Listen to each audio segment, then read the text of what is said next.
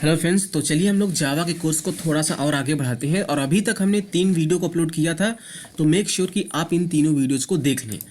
आज हम लोग जो समझने वाले हैं, देखिए ये टर्म्स हैं: JDK Java development kit, JRE Java run time environment, JVM Java virtual machine और JIT just in time compiler. हो सकता है अगर आपने जावा पहले से सुना होगा तो ये टर्म्स आपने जरूर सुने होंगे, जेडीके जेआरई जेवीएम, और ये अक्सर आपको कंफ्यूजिंग लग रहे होंगे। तो इन्हीं चीज़ों को आज हम ब्रेक डाउन करेंगे कि एक्चुअल में ये होते क्या हैं। ओके, तो अपने कुछ पिछले वीडियोस में हमने देखा था, हमने जावा को इंस्टॉल कर लिया था, है ना। जब हमने जावा को इंस्टॉल किया था तो मैं आपको दिखाऊं, यहाँ पर हमारे सी ड्राइव में प्रोग्राम फोल्डर्स के अंदर, सी ड्राइव में प्रोग्राम फाइल के अंदर जावा फोल्डर के अंदर हमने जेडीके को इंस्टॉल किया था। तो जब हमने जेडीके को इंस्टॉल किया था यहाँ पर, तो जेडीके क्या होता है? जेडीके हमें प्रोवाइड करता है डेवलपमेंट टूल्स, कंपाइलर्स वगैरह। इसका मतलब जब भी हम जावा के प्रोग्राम को लिखते हैं और उसको लिखने के लिए जिन जिन चीज़ों की हमें ज़रूरत पड़ती है, जैसे हम जावा कोड को लिखने के बाद क्या करते हैं, कंपाइल करते हैं। तो ये जो डेवलपमेंट टूल्स हैं, डेवलपमेंट टूल्स का मतलब क्या होता है? जैसे डेवलपमेंट टूल्स बेसिकली वो प्रोग्राम्स ही होते हैं, छोटे छोटे सॉफ्टवेयर्स ही होते हैं। जैसे अगर आपको जावा के कोड को कंपाइल करना है तो भी तो उसके लिए कोई ना कोई प्रोग्राम ही रन हो रहा होगा, तो वही होते हैं डेवलपमेंट टूल्स। या आपको डीकम्पाइल करना, या आपको मान लीजिए जार फाइल क्रिएट करना है, तो वो सारी चीज़ें क्या होती हैं, डेवलपमेंट टूल्स के अंतर्गत आती हैं। तो उन्हीं चीज़ों का, डेवलपमेंट टूल्स का यूज करके ही हम लोग अपने कोड को कंपाइल, डीकम्पाइल या कुछ जार फाइल क्रिएट कर पाते हैं, या जो कुछ भी हम कर पाते हैं। तो जेडीके का यूज करके हम लोग अपने कोड को, हम लोग नया प्रोग्राम जावा में लिख सकते हैं और उसको कंपाइल और रन भी कर सकते हैं। तो डेवलपमेंट किट का मतलब क्या हुआ कि ये क्या प्रोवाइड करेगा? ये जावा के कोड को लिखने के लिए जो चीज़ें चाहिए और उसको कंपाइल करने के बाद रन करने के लिए जो चीज़ें चाहिए, वो हमें सारी चीज़ें मिल जाती हैं। तो क्योंकि हमने अपने सिस्टम में यहाँ पर देखिए जेडीके को इंस्टॉल करके रखा है, इसका मतलब हम इस मशीन में अपने जावा के कोड को लिख भी सकते हैं, या कोई पहले से कोड है तो उसको हम मॉडिफाई भी कर सकते हैं और उसको कंपाइल करके रन कर सकते हैं, है ना। अब बात करते हैं जेआरई की। तो जेआरई क्या होता है? रन टाइम इन्वायरमेंट होता है। तो जेआरई क्या करेगा? जब हम प्रोग्राम को, अगर हमें रन करना है, उसके लिए जो चीज़ें नेसेसरी हैं वो हमें प्रोवाइड करता है। तो जेआरई जेडीके का पार्ट है, इसीलिए तो हम लोग बोले थे अभी कि हम लोग जावा के कोड को डेवलप भी कर सकते हैं और रन भी कर सकते हैं। सपोज अगर हमारे पास जेआरई ना हो तो हम जावा के कोड को रन नहीं कर सकते। समझ में बात आई? तो जेआरई क्या करेगा? ये जावा के प्रोग्राम को रन करने के लिए जो चीज़ें ज़रूरत होती हैं उनको प्रोवाइड करता है। जैसे लाइब्रेरी क्लासें हो गई। लाइब्रेरी क्लासें से मतलब है कि जैसे अगर हमें रन टाइम लाइब्रेरीज को प्रोवाइड करता है। देखिए हम लोग क्या करते हैं, जावा के प्रोग्राम को किस तरह से रन करते हैं। सिंपली हम लोग कुछ कमांड एग्जीक्यूट कर देते हैं या कुछ बटन्स को क्लिक कर देते हैं, लेकिन इंटरनली कैसे रन हो रहा होता है? इंटरनली भी तो कुछ क्लासें हैं, जो लाइब्रेरीज हैं, वो यूज हो रही होती हैं।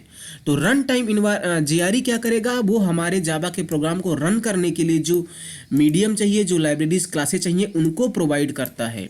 ओके, फिर जेआरई के अंदर होता है जेवीएम जावा वर्चुअल मशीन। ये वो चीज़ है जो एक्चुअल में हमारे प्रोग्राम को रन करता है लाइन बाय लाइन, है ना। और जेबीएम में क्या होता है? देखिए इंटरप्रेटर है। जेबीएम क्या है? जेबीएम कंपाइलर नहीं है, जेबीएम इंटरप्रेटर है। इसीलिए जो भी हमारे पास जावा का कोड होगा, अगर हमारे पास इस तरह से जावा का कई लाइन का कोड है, तो जेबीएम क्या करेगा? वो एक एक लाइन को एग्जीक्यूट करेगा, एक एक लाइन को एग्जीक्यूट करेगा। और इसीलिए आपने देखा होगा कि जब भी मान लीजिए अगर हमारे पास किसी लाइन में एरर आ जाती है, इस लाइन में एरर आ गई, तो इसके नीचे जो कोड है वो एग्जीक्यूट नहीं होता है ना। तो इसका मतलब जो जेबीएम है वो कंपाइलर नहीं है, वो एक इंटरप्रेटर है जो हमारे जावा के कोड को, जो जावा बाइट कोड होता है, उसको लाइन बाय लाइन एग्जीक्यूट करता है। जेबीएम के अंदर जेआईटी होता है, जस्ट इन टाइम कंपाइलर। ये क्या करता है कि जो भी हमारा बाइट कोड होता है, तो वो जेबीएम को हेल्प करेगा कि उसका एग्जीक्यूशन फास्ट हो जाए। तो आई होप कि आपको ये सारी चीज़ समझ में आई होंगी।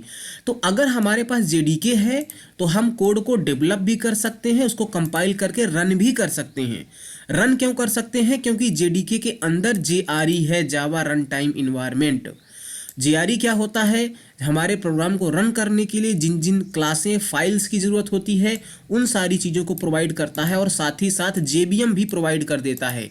और जेबीएम क्या करेगा? हमारे जावा का जो बाइट कोड होता है उसको लाइन बाय लाइन रीड करके एग्जीक्यूट करता है।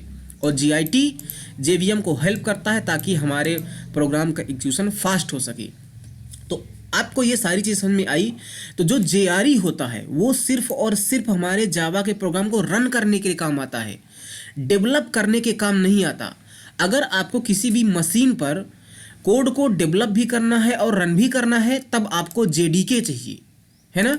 लेकिन अगर आप मान लीजिए कोड को डेवलप किसी मशीन पर नहीं करना चाहते, उस मशीन पर सिर्फ और सिर्फ जावा के बाइट कोड को रन करना है, तो आपको सिर्फ और सिर्फ जेआरई चाहिए बस, है ना। ऐसे ही तो होता है। मान लीजिए हमने कोई जावा का कोड लिखा, उस कोड को हमने अपने मशीन पर डेवलप किया, हमने अपने उस प्रोग्राम को, उस कोड को किसको दिया? क्लाइंट को दे दिया। तो क्या हमें क्लाइंट के मशीन पर जेडीके चाहिए? नहीं, हमें क्लाइंट के मशीन पर सिर्फ और सिर्फ जेआरई चाहिए, है ना। जेआरई चाहिए जो हमारे प्रोग्राम को, हमारे जावा बाइट कोड को रन कर सके। हमें वहाँ पर जेडीके की ज़रूरत नहीं है। तो सारी चीज़ें आपको समझ में आई कि जेबीएम जो है वो पार्ट है जेआरई का, है ना। जेआरई में क्या क्या आता है? कुछ रन टाइम लाइब्रेरी जाती हैं जिनको यूज़ करके ये जेबीएम प्रोग्राम को रन करेगा। तो ये जेबीएम इन लाइब्रेरीज को यूज करेगा हमारे प्रोग्राम को रीड करने के, एग्जीक्यूट करने के लिए, है ना। और जेडीके में सारी चीज़ें होती हैं। जेडीके में क्या होता है? कंपाइलर होता है ना। जैसे देखिए यहाँ पर मैं आपको एक प्रोग्राम दिखाता हूँ। मैंने एक प्रोग्राम यहाँ पर देखिए लिखा है, ये सिंपल सा हमने प्रोग्राम लिखा है। मैं इसको नोटपैड में दिखाता हूँ। यहाँ पर सिंपली हेलो वर्ल्ड प्रिंट होगा। ये प्रोग्राम अभी आपको समझ में नहीं आया तो कोई बात नहीं, इसको अभी आप मत समझिए। तो अभी हम लोग क्या करेंगे? सबसे पहले हम लोग अपने यहाँ पर सीएमडी को ओपन करते हैं। तो जब हम लोगों ने अपने सीएमडी को ओपन किया तो अभी हम लोग इसको कंपाइल करते हैं। तो हम लोग लिखते हैं, कंपाइल करने के लिए हमने कोड लिखा। अभी ये नहीं समझ में आ रहा है तो कोई दिक्कत नहीं, आपको डरना नहीं है, ओके। हम इसको बाद में सब चीज़ समझेंगे। तो अभी यहाँ पर एक डॉट क्लास फाइल बन गई है। तो ये क्या किया हमने क्या किया कि इस कंपाइलर का जो जावा सी कंपाइलर हमने जेडीके इंस्टॉल किया तो उसके अंदर हमें ये जावा सी कंपाइलर मिल गया। तो उसका यूज़ करके हमने अपने इस डॉट जावा फाइल को कंपाइल किया। जैसे ही हमने कंपाइल किया तो एक डॉट क्लास फाइल बन गई और यही हमारा बाइट कोड है। अब इसी को हमारा क्या करेगा? ये जेआरई यूज करेगा। जेआरई यूज करके उसके अंदर जो जेबीएम है वो जेबीएम उसी डॉट क्लास फाइल को रीड करके हमारे प्रोग्राम को एग्जीक्यूट करेगा। तो जेबीएम कंपाइलर नहीं है, ध्यान रखना। जेबीएम इंटरप्रेटर है, वो लाइन बाय लाइन इस जो डॉट क्लास फाइल है इसके अंदर जो कोड है उसको लाइन बाय लाइन रीड करके एग्जीक्यूट करेगा ये। तो अगर मैं अब इसको समराइज करूं तो जो हमारा जेडीके है वो जेडीके क्या है?